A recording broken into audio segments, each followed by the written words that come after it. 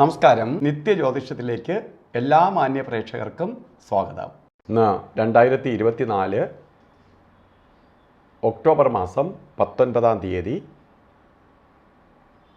1200 ആണ്ട് തുലാമാസം 3-ാം തീയതി ശനിയാഴ്ച. ഇന്ന് ശനിയാഴ്ചയാണ്. ഇന്നത്തെ നക്ഷത്രം ഭരണി നക്ഷത്രമാണ്. ശരിക്കും ഭരണി നക്ഷത്രം നമ്മൾ ശുഭകാര്യങ്ങൾക്കെടുക്കുന്ന നക്ഷത്രമല്ല, ഉൾനാളുകളിലൊന്നും പെടുന്ന നക്ഷത്രമല്ല ശരിക്കും ഭരണി. മാത്രമല്ല ഇന്നത്തെ ദിവസവും ശനിയാഴ്ചയാണ്. ശനി എന്ന് പറയുമ്പോൾ ശുഭകാര്യങ്ങൾക്ക് എടുക്കാവുന്ന ഒരു ദിവസമല്ല. അപ്പോൾ ആകിലും ഇന്നത്തെ ദിവസം ശുഭകാര്യങ്ങൾ നമുക്ക് ചെയ്തേ തീരുള്ളൂ എന്നുള്ള ചില കാര്യങ്ങൾ ഒഴിച്ച് ബാക്കിയെല്ലാം മാറ്റി വയ്ക്കുക. കാരണം ശനിയിൽ നമ്മൾ തുടങ്ങുന്ന ഒരു കാര്യം പൂർത്തീകരിക്കാൻ പറ്റത്തില്ല.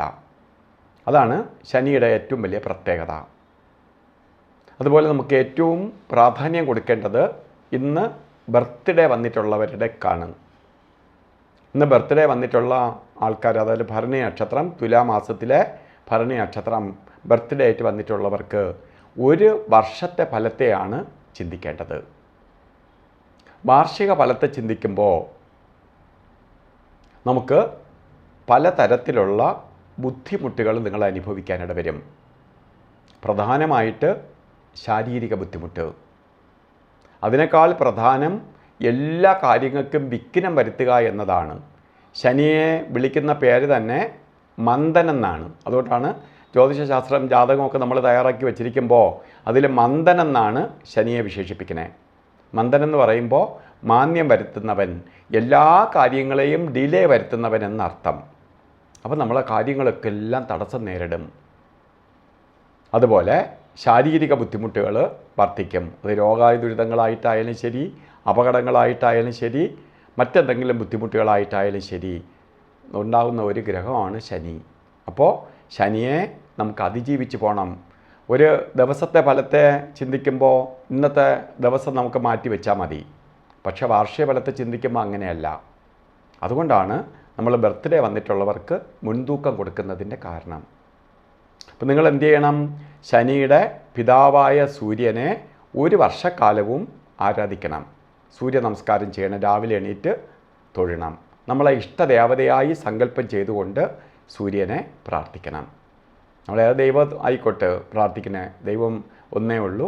അത് ആ ദേവതയായി സങ്കല്പം ചെയ്തുകൊണ്ട് രാവിലെ സൂര്യഭഗവാനെ പ്രാർത്ഥിക്കണം. അതുപോലെ ശനിയാഴ്ച വ്രതാനുഷ്ഠാനത്തോടു കൂടിയിരിക്കണം. ഒരു ശനീശ്വര യന്ത്രം നമുക്ക് ധനനേട്ടത്തിനും അതുപോലെ തടസ്സം മാറാനുമായിട്ട് ധന ആകർഷണ യന്ത്രവുമായി ചേർത്ത് ദേഹരക്ഷ ധരിക്കണം. അപ്പോൾ ധനാകർഷണ യന്ത്രം കെട്ടി ദേഹരക്ഷയായിട്ട് ധരിക്കണം. അപ്പോൾ ഇത്രയും ചെയ്തു പോകുമ്പോൾ ഈ ദോഷത്തിൻ്റെ കാഠിന്യം കുറയും. അതുപോലെ ഇന്നും നമ്മൾ ഓരോ കാര്യത്തിന് ഇറങ്ങുമ്പോൾ രാഹുകാലം നോക്കി വേണം പോകാൻ. നമ്മളൊക്കെ രാഹുകാലം നോക്കുന്ന ആൾക്കാരുണ്ട്. നല്ലൊരു ശതമാനം പേരും രാഹുകാലമൊക്കെ നോക്കി ഇറങ്ങും. അത് കലണ്ടർ നോക്കിയിട്ടൊക്കെ ആയിരിക്കും ഇറങ്ങുക.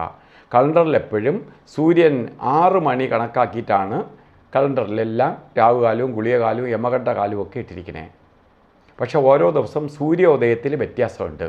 ആ വ്യത്യാസത്തിനനുസരിച്ചാണ് സമയത്തിൽ വ്യത്യാസം വരണേ. അപ്പോൾ ഇന്ന് രാഹുകാല സമയം വരുന്നത് തന്നെ 9 മണി 13 തൊട്ട് 10 മണി 41 വരെ ആണ് രാഹുകാല സമയം. അപ്പോൾ 9 മണി 13 തൊട്ട് രാഹുകാല സമയം ആരംഭിക്കും. അത് 10 മണി 41 വരെ രാഹുകാല സമയമുണ്ട്. അപ്പോൾ ഈ രാഹുകാല സമയം ശുഭകാര്യങ്ങൾക്ക് ഇറങ്ങാതിരിക്കുക. വീട്ടിൽ നിന്ന് നേരത്തെയോ ശേഷമോ ഇറങ്ങുക. അതുപോലെ നമുക്ക് ഇന്നും അനുകൂലപ്രദമല്ലാത്ത 2 സമയങ്ങളാണ് ഗുളികകാല സമയവും യമകണ്ഠ കാലസമയവും. ഗുളികകാല സമയം വരുന്നത് രാവിലെയാണ്. രാവിലെ എന്ന് പറയുമ്പോൾ 6:17 തൊട്ട് 7:45 വരെയും.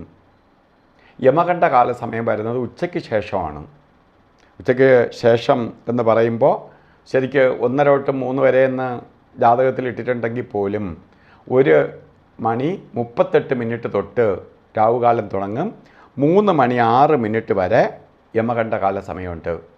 അപ്പോൾ യമകണ്ഠകാല സമയം 3 മണി 38 തൊട്ട് 1 മണി 38 തൊട്ട് 3 മണി 8 വരെ 1.5 മണിക്കൂർ നേരം യമകണ്ഠകാല സമയമുണ്ട്. ഈ 2 സമയവും ശുഭകാര്യങ്ങൾക്ക് എടുക്കാതിരിക്കുക.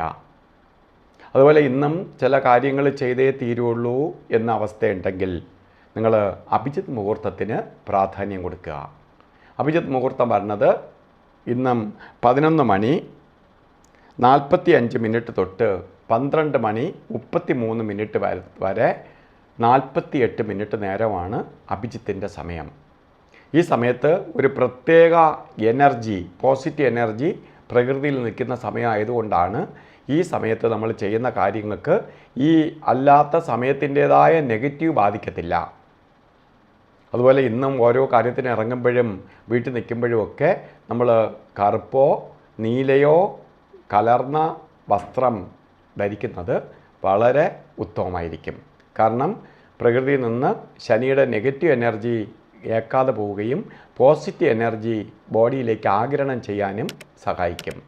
അപ്പോൾ ഇന്നത്തെ ദിവസം ഒരു കഷ്ടതയില്ലാതെ ശനീശ്വരൻ കാത്തുരക്ഷിക്കട്ടെ എന്ന് പ്രാർത്ഥിച്ചുകൊണ്ട് നിർത്തുന്നു. നന്ദി, നമസ്കാരം.